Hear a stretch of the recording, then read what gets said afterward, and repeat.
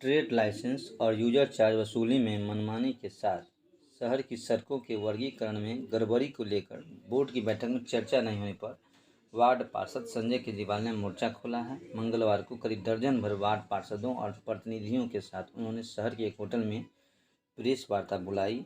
Public मुद्दों पर board की बैठक बुलाकर चर्चा नहीं करने पर आंदोलन की।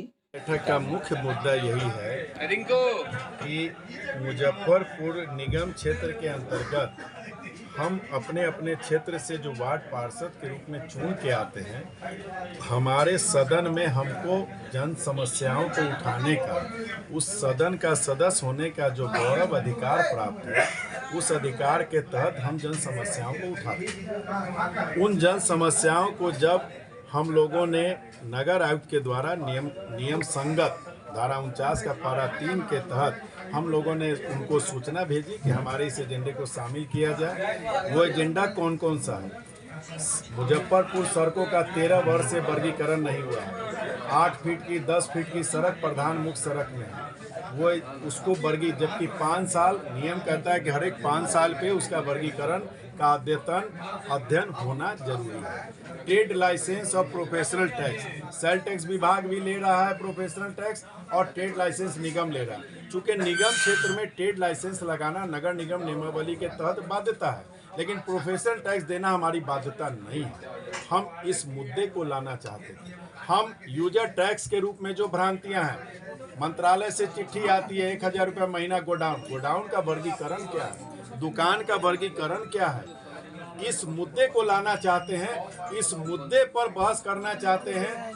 कई घर वालों से पिछले साल का 1566 का रसीद कटा, 2 रूम उसने अगर अपना एक तल्ला और बना लिया तो कहता है नहीं, इसको भी पिछले साल में ही काउंट करेंगे, इसका 600 रुपया पिछला साल का भी दीजिए और 600 का 1 साल का लेट ब्याज भी दीजिए। जन्म मृत्यु में हम लोगों ने कहा कि भाई जो 21 दिन के बाद के बच्चे या जिनकी मृत्यु हो जाने के बाद लोग अगर 22वां दिन आते हैं तो उनको फर्स्ट क्लास मजिस्ट्रेट के यहाँ जाके मतलब ये एफिडेविट कराना पड़ता है, फिर बीडीओ के पास जाना पड़ता है और उसके बाद निगम बनाता है। क्यों नहीं वो व्यवस्था निगम में ही कर दी जाए ताकि हम लोगों को, हम अपनी जनता को सहूलियत दे सकें।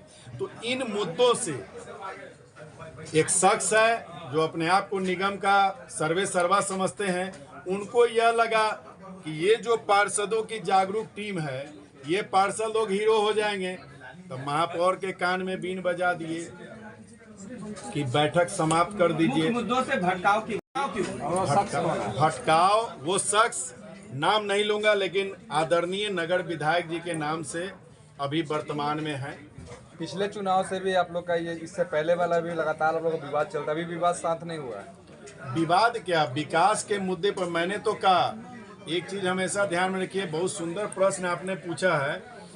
जब तक कोई बड़ा भाई अपने को बड़े भाई के रूप में रखेगा तो संपत्ति का बंटवारा होगा। जिस दिन पिता के रूप में आ जाएगा उस दिन उसके पुत्र की उपलब्धि में वो अपनी उपलब्धि, आप जितने भी लोग हैं सभी लोग अपने बच्चों के पिता हैं। आप लोग सभी चाहते हैं कि मैं आज अगर किसी मीडिया चैनल में काम कर रहा हूं लेकिन मेरा बेटा मीडिया चैनल का मालिक बने। हर बाप चाहता है उसका बेटा उससे अच्छा बने, लेकिन नगर विधायक जी का सोच एक ही है, मैं मेरे बाद कोई नहीं। तो ये अंतर जो है, नगर विधायक की बात आ रही है इस मीटिंग में, इनका क्या इसमें रोल है? नगर विधायक का रोल यही है कि नगर विधायक अभी महापौर को गुमराह करके, उनका जो एक सो कॉल्ड स्टैंडिंग का महापौर का मेंबर है वो हम लोग को पता चला, उसमें उसने यही बताया महापौर को कि बोर्ड सफलता पूर्वक चलने के लिए 26 पार्षदों की जरूरत है। कांग्रेसी के समर्थन में भाजपा की मेयर कैसे समर्थन? एक प्रश्न का जवाब, तो 26 पार्षद की जरूरत होती है किसी प्रस्ताव को पारित कराने में। तो वो सो कॉल्ड लॉ मिनिस्टर जो है यह महापौर को समझाने में सफल हो गया। महापौर महिला है, बेचारी नहीं है, जानकारी का अभाव है, अच्छी है पर जानकारी का अभाव है, मतलब डमी है क्या सर? हाँ, गुमराह क्या। मैंने तो धारा 25(5) पढ़ के, अभी हम लोग अगर इसको लीगल में चले जाएं तो उनकी महापौर का पद चल जाएगा 3 ठोकर में भाई साहब। तो कांग्रेस विधायक कांग्रेस विधायक की बात क्यों मान रही है भाजपा समर्थित महापौर? ये एक प्रश्न मिनट इसको हम बताते हैं कि आज लास्ट टाइम हम समझते हैं कि लगभग दर्जनों पार्षद को 15 दिन एक माह पहले वह पार्षदों को बताते हैं कि आप लोग कुछ कीजिए, मेरा 5 गो लोग स्टैंडिंग में है। अब बात तो सही है, रियल में मुजफ्फरपुर में जो स्थिति बनी हुई है और भाजपा गठबंधन और कांग्रेस से यह गठबंधन जोड़ है जो सामने नजर पड़ रहा है। निश्चित रूप से जो लोग कबूतर उड़ा रहे थे उन लोग मेयर के स्टैंडिंग में बैठे हुए हैं। क्या कहना चाह रहे हैं? एक तरफ कमल, दोनों में मतलब दोनों का गठबंधन चल रहा है, नगर निगम में दोनों का गठबंधन है। इसमें जनता पीसेगी। उसमें अजय क्या भाई जनता पीसेगी इसमें? जनता पीस रही है। मैंने तो इतना ब्रीफ किया आप लोग के सामने ना है, ये सारे मुद्दे जनता के हैं। आज महापौर की स्थिति ये है कि महापौर के पास अपने स्टैंडिंग में एक भी पार्षद उनका अपना नहीं है। बात को समझिए, यही कारण है। आगे की रणनीति ये है कि 15 दिन के अंदर महापौर अगर बोर्ड की विशेष बैठक बुला के मेरे तीनों पत्र और सनत भाई हमारे वार्ड 29 के माननीय वार्ड पार्षद के पत्र पर जो प्रस्ताव प्रेषित किए गए हैं, अगर 15 दिन के अंदर विशेष बैठक बुला के उसको चर्चा करके उस पर विधि सम्मत निर्णय नहीं लेती हैं तो हम लोग रोड पे उतरेंगे। ये तो महापौर को अल्टीमेटम है, लेकिन नगर विधायक को यह अल्टीमेटम है कि हम लोगों का नगर विधायक के खिलाफ बिगुल फूका गया। आज अभी से मैं आप लोगों को एक पत्र भी दूंगा, अभी पंपलेट, कि हम लोग मुजफ्फरपुर के 40,000 दुकानदार और करीब करीब 60,000 घर वालों के पास हम लोग एक एक घर में जाएंगे और उस पंपलेट में सारा जिक्र है कि ये एजेंडा, ये विकासशील मोर्चा, ये विकास को पसंद करने वाले, आम नागरिकों के दर्द को समझने वाले पार्षद ये एजेंडा लाना चाहते थे। आपने जिस नगर विधायक को 2020 में चुना उसने इस एजेंडे पे बहस नहीं होने दी।